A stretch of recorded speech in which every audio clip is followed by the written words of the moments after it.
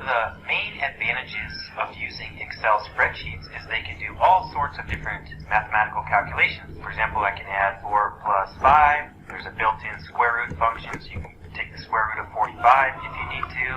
You can take numbers to different powers, so maybe 3 cubed. And so there's all sorts of mathematical calculations you can do in Excel. All Excel formulas start with an equal sign.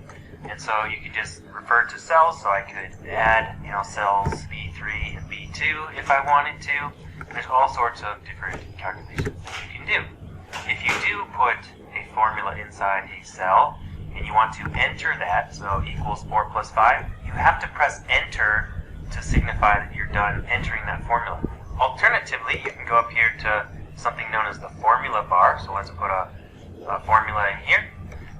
You can go up to the formula bar and you can start typing in, so maybe 4 plus 3, and when I type up here in the formula bar, it's echoing down here in cell D7. If you want to just get out of there and you made a mistake, you can always press the escape key, or if you start typing in formula, you can always go up here to the formula bar and press cancel. An alternative to pressing enter is just to select this check mark, and that's how you can signify that you are done. Common arithmetic operators in Excel. We have the plus sign that I've already talked to you about. We have the subtraction. Excel has a specific order of operations, and that is how it does its calculations, the order of its calculations. It turns out in Excel, negation is first, and I'll touch on that real quick, and then exponentiation, then multiplication and division, and then plus and minus. So there's a big difference in the order of operations here. By the way, this is going to be the only screencast in which I sort of touch on complicated formulas and order of operations. So if you're not very good at math, it's not super important that you understand all this. So if it is just going over your head, then do the best that you can. Let's first talk about negation. Excel is quite unique in that negation comes first. Most people, if we took negative 3 caret 2, would assume that the 3 squared goes first, which is 9, and then the negation takes place. But Excel is unique in that negation comes before anything else. So here, Excel is going to take the negative 3 and then it's going to square it. So that's actually 9 and not negative 9.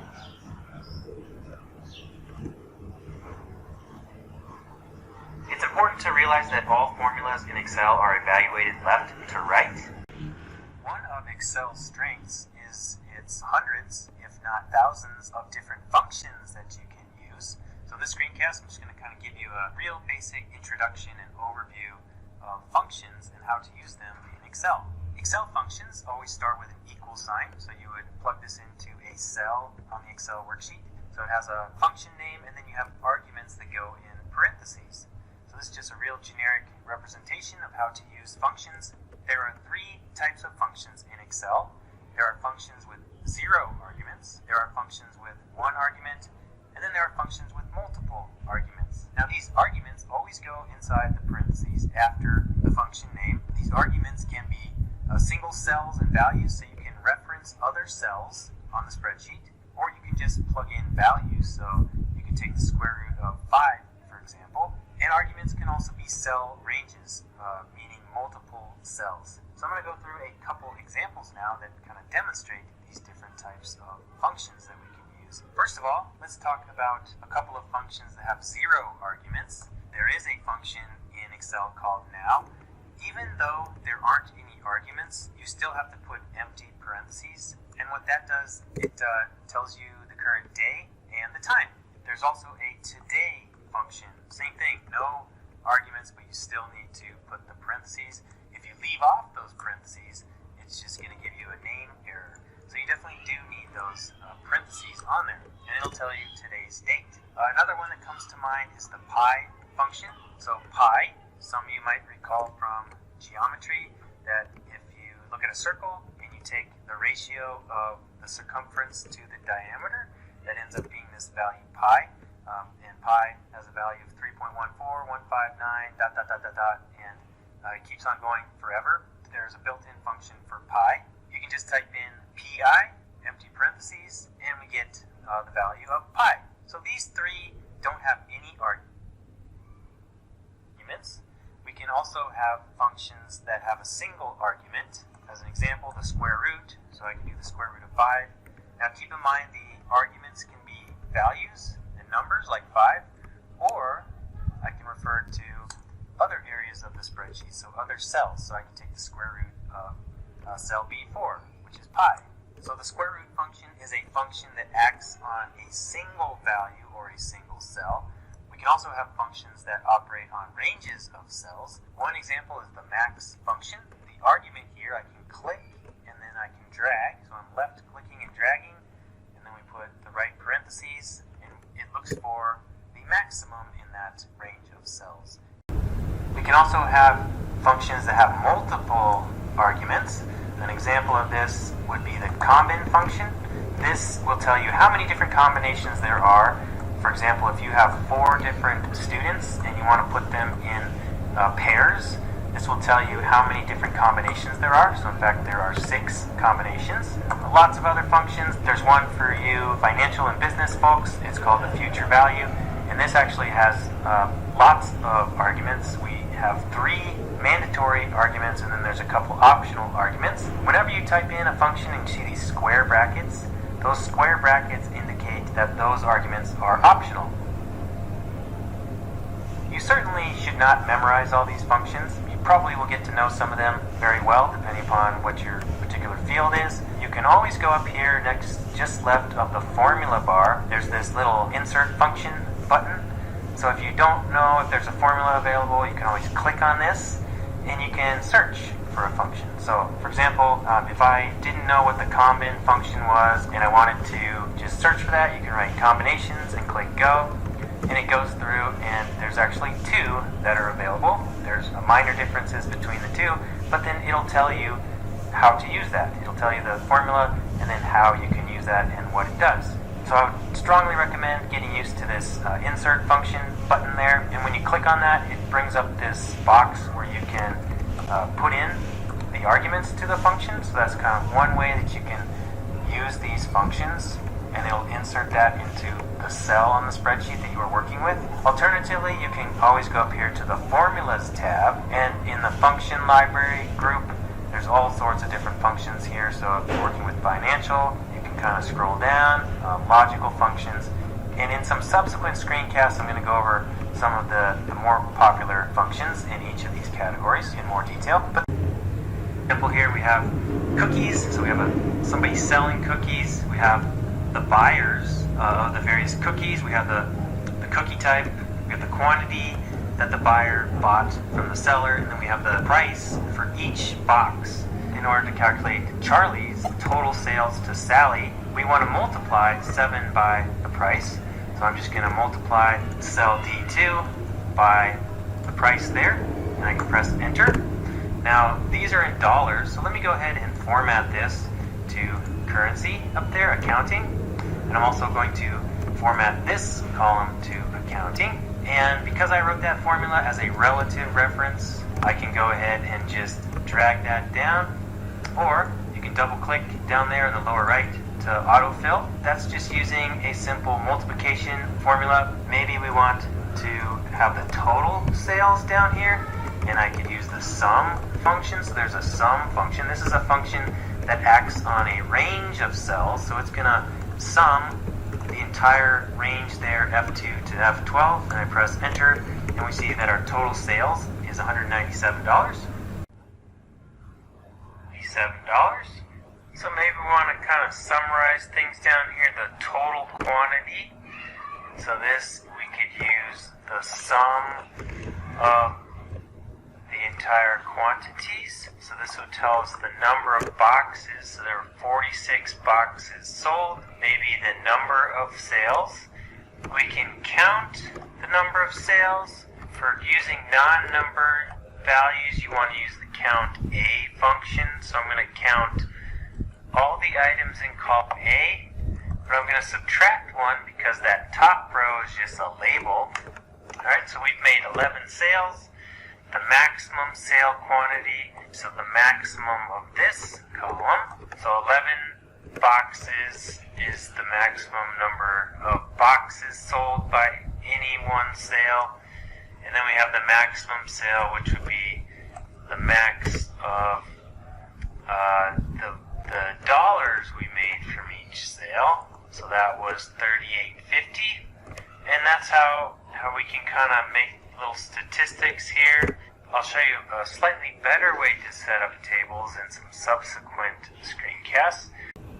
Sum function and the average functions are two of the top 3 functions in Excel, but you're going to learn a whole lot more than just the sum and average functions in this screencast. I put in a couple of things into these cells, B2 to B6. I put some text and a number, a date, and currency. There's a function in Excel called the count function. The count function, if I do the count on those 4 values, is actually only going to count the numeric values in a selection.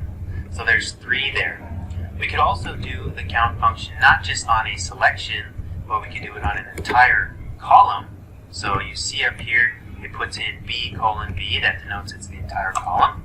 And we see that there are 3. And now, somewhere down here, if I add in, well, first of all, if I add in Hiii, it does not count that because Hiii is not numeric. But if I put something else in here, then we see that our count goes up. If you want to count anything that is not blank, then we can use the count A function.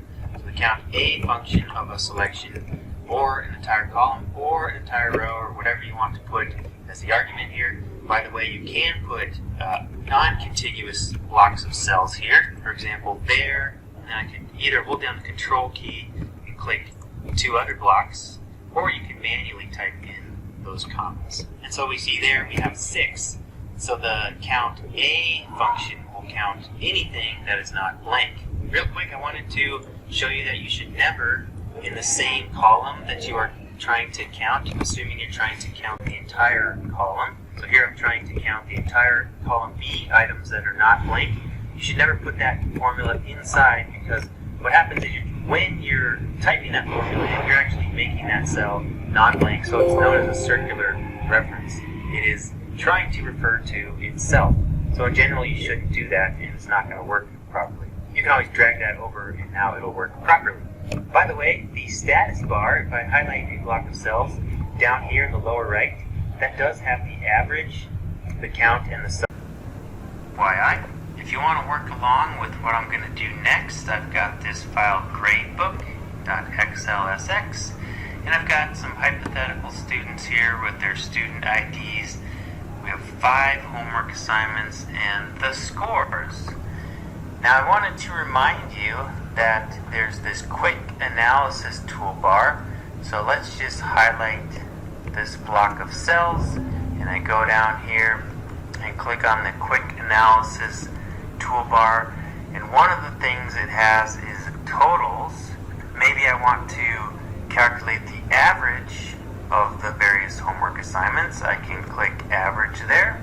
Let's also go back, because maybe I wanted to calculate the average of the students, and so that'll add this vertical column over here. If we click in, we see that we have the average function. So that quick analysis toolbar will actually add the average formula, but you can manually type this in, and I've shown that in at least a couple of screencasts. And I'm just useful counting function. There are a couple of other useful counting functions in Excel. We can use the rows function. The rows function is going to determine the rows of an array. So I could, if I wanted to determine the total number of students, then I could, for example, just do the rows of that, and that tells me that there's 10. I could also do the columns function, so the columns of that array, that would be 5. So that's how we can count the number of students and the number of homework assignments. Similar to the rows and columns functions, you can put in the row. So the row, I can click on any row, and that's actually just going to give me the row in the spreadsheet. You can also use the column function. The column, if I click on a cell is going to give me which column. Now this is column F, but it doesn't yield the letter. It gives you the number of the column. So these you might find useful in some applications. I want to show you another use of the row and column function. Here we have that error, a warning here. The reason for that is it's detecting that the formula omits adjacent cells. So this average actually is not incorporating column B. So sometimes it'll give you a warning there. We actually don't want to include the student ID number in our average. We can just go down here and select ignore. You can also highlight that entire block of cells all at once and click on ignore error. The problem with this grade sheet is if there's missing assignments, like Charlie Chocolate has a missing assignment here, they didn't turn that in. And so what we really want to be doing is we want to assign a 0 there, and that will affect the average. It'll bring the average down because they shouldn't be getting away with not turning in an assignment. So I'm going to do Control Z. I'm going to put in a column here for missing assignment. There's a function in Excel called count blank, and we can highlight the rows. So Arnold Apple is not missing any assignments. I'm going to drag that down. I'm going to ignore this error. And so we can look down and see which students have missing assignments. We could also calculate the total missing assignments. I'm just going to align that to the right. And we can do count blank on the entire range of scores. Now, as a teacher, you would want to go back in there and find all the blanks and replace them with zeros. There's easy ways to do that, and I will show you later on in the course in week 3, filtering data. But for now, I want to show you 2 ways that we can identify blanks. The first one is you can highlight your selection. You can either go up here to find and select go to, or you can simply press the F5 button. It brings up this go to box. We can go down here to special, and we can click blanks and click OK, and it automatically selects all of the blank cells, and then you can just go up here and highlight.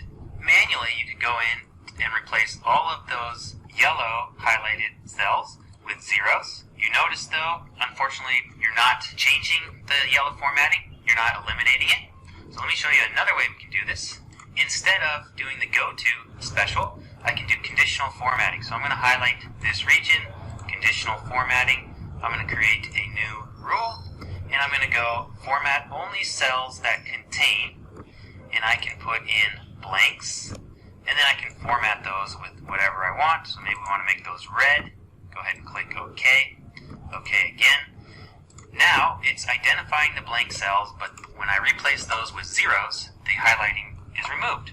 So this is how you can go through manually as a teacher and eliminate all the zeros. Make sure that the missing assignments are all zero, because you want those incomplete assignments to be affecting their averages, and then the total missing assignments you can make sure is 0. There are a couple more functions that I want to show you in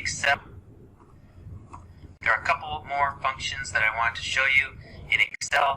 Here I've got the cookies.xlsx file. We wanted to calculate the sales. We've done this in a previous screencast. One way to do this is just to multiply those two.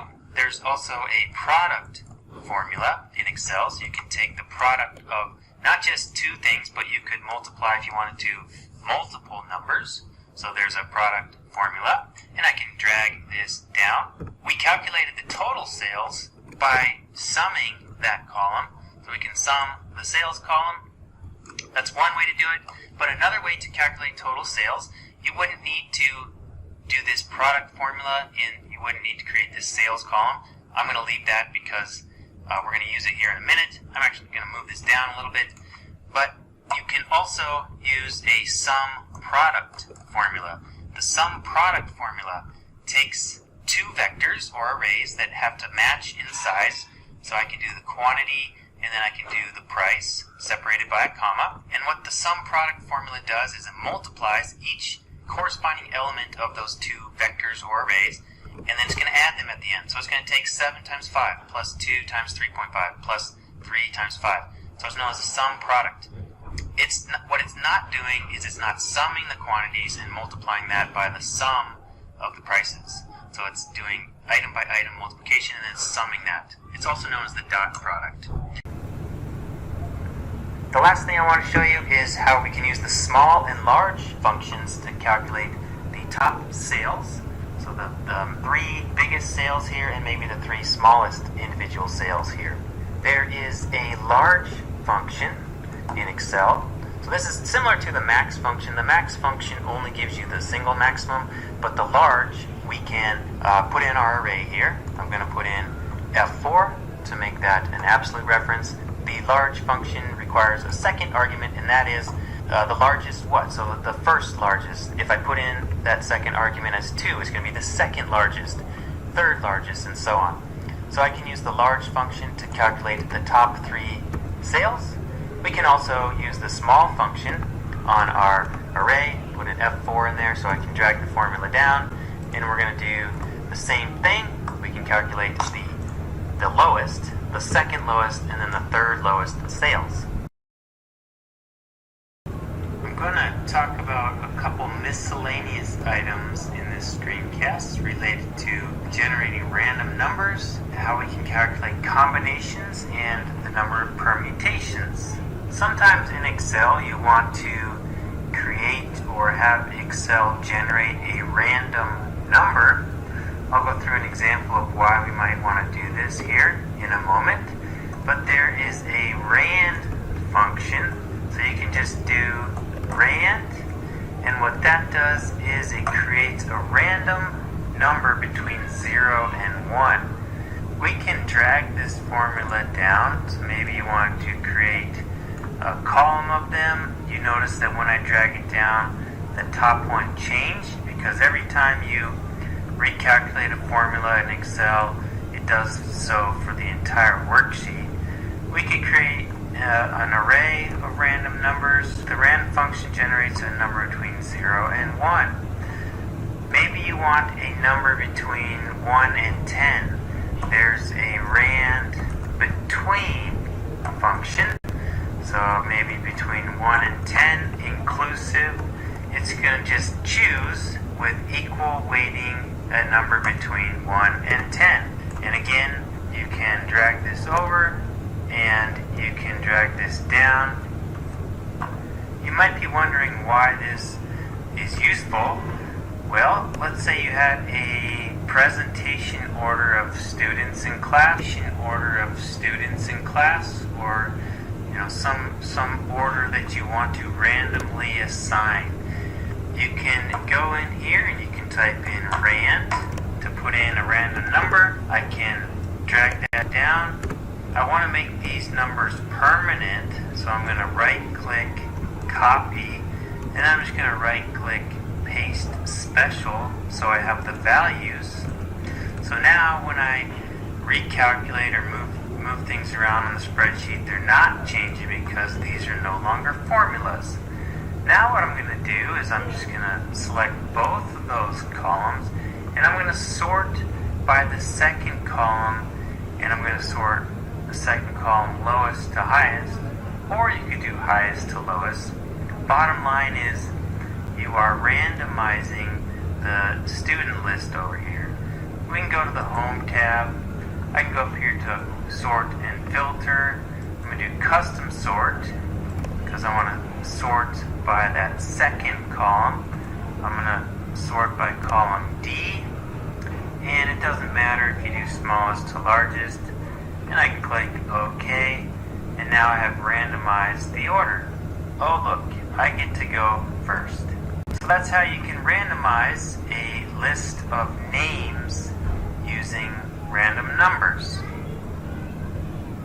We're going to go over the choose function when you have categorical data and you have codes, numerical codes. So let's just focus here on the left here, this reference table here. We have 3 codes, and these have to be integer codes, 1, 2, 3. And we have sort of a text or a string that is characterized by each of those numbers. So 1 would be a code for a minor error. In this example, 2 would mean major error, and 3 would mean major malfunction, evacuate the building. Maybe we've got some sort of process, and it's over time.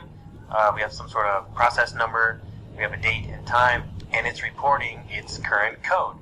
Maybe on this spreadsheet you just wanted to add another column for the meaning of those different codes. So it's basically used to decipher codes. Then I can use the choose function. The choose function has a couple of arguments. The first one is what is the code. The next arguments are going to be what corresponds to our integer codes starting with 1. So 1 is going to refer to minor error, and we have to make sure we're putting in an F4 to make it an absolute reference. Number 2 in our code is going to be for major error, make that an F4, and then 3 is going to correspond to major malfunction there. So I can put that, make sure that's an absolute reference. And again, it has to be in that order, 1, 2, 3. I can press enter, and you see that because I had a code 2 here, it chose major error, send help. And then I can just simply copy this down, and we get our various meanings to the different codes that are being spit out. So it's just kind of a nice little function that you can use if you have integers and you want them to correspond to a much larger text output. A couple of exciting examples related to rounding and remainder functions in Excel. First, I've got a list of times here. I want to show you how we can use the mround function to round these times. So the mround function can also be used for things like time to the nearest 15 minutes. So I've got those times, mround of the time. I can put 15 minutes in quotations and press enter. I can drag this down, and you'll notice that these are decimals. In order to get this to times, I have to go up here to the number tab, and I have to convert this to time. And you see that we've converted those to the nearest 15 minutes. So that's using the mround function. Maybe you want to round all of these up to the nearest 15 minutes. So we can use the ceiling function of our time. I can do the same thing with 0:15. So we're gonna round up to the nearest 15 minutes. And again, I can pull that down, but we need to convert that to time. Because remember that times are recorded in Excel as serial numbers. So that rounds up all our times to the nearest 15 minutes. A lot of times when you go shopping, you'll see that pretty much everything is rounded to the nearest 99 cents. So $2.99, $3.99, and so on. So maybe you have some sort of calculation in a spreadsheet and you're getting these values, but you want to convert to something that ends with a 99, and we can use the mround function. So I can use mround of that dollar amount. If we round to the nearest dollar, that's going to round it to the nearest dollar. We could also just use the round function here, but then what I'm going to do is I'm going to subtract 1 penny. And now we've converted that 821 to the nearest 99 cent increment, and I can pull that down. And so that's how you might convert some sort of calculated prices to ending in 99 cents. If you wanted to change the significance, instead of to the nearest dollar 99 cents, I can, the second argument of our mround function, I'm going to change to that significance. I'm going to put in absolute reference there, and then I can pull this down. And you see that if we're close to 0.49, so maybe we wanted to round to the either 49 or 99, you can also change this to even 0.1, and so you're just ending in a 9. A lot of times you'll see gas prices that they always end in 9, so that 9/10 of a penny. And so maybe you have some sort of calculation going on a spreadsheet, and you need to convert this to, I have to end in a 9, so I can use the mround function.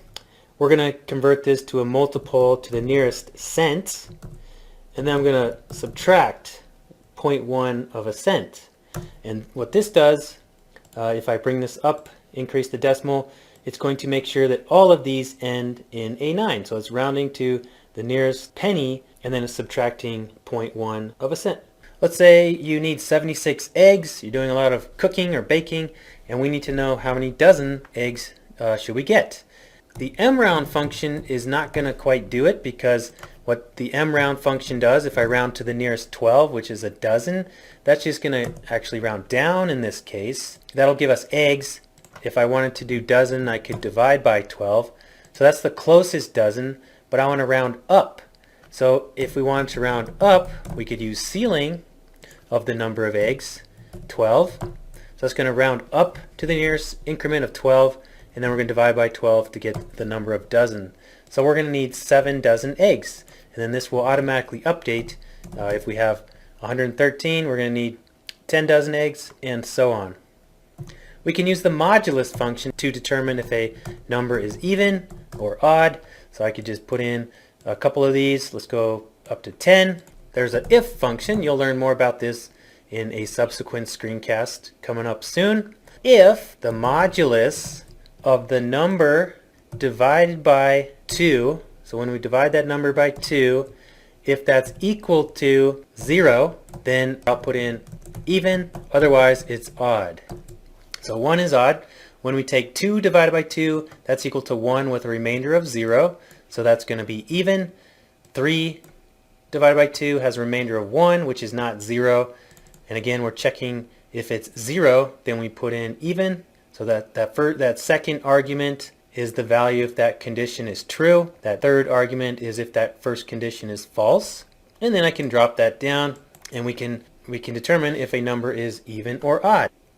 Similarly, I can determine if a number is divisible by 3. So if the modulus of a number when divided by 3 is equal to 0, if that is true, I'll put in yes. Otherwise, I'm going to put in no. And again, you'll learn more about the if function real soon. I can press enter, and then I can drag that down, and this will tell us if a number is divisible by 3.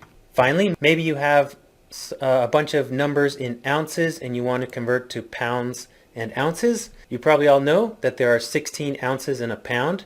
So to determine the number of pounds in my ounces, I can use the integer function.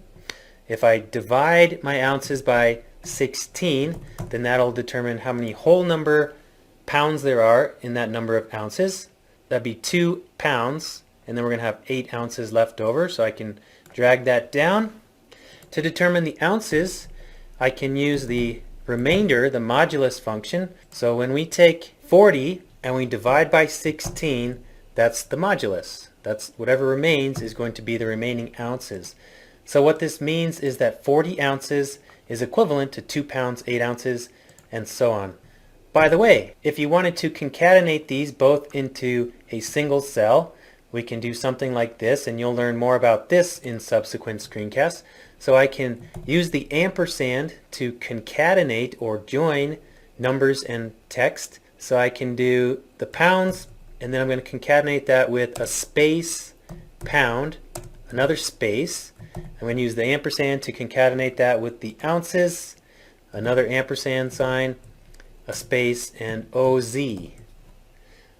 So what that does, it just concatenates or joins those numbers with the text that I put in, pound and ounces, and I can drag that down. So that's kind of a nice way just to take your ounces, something that's in ounces, and convert it to pounds and ounces. So hopefully these examples gave you a better idea of how we can use these rounding and remainder functions in Excel. Thanks for watching.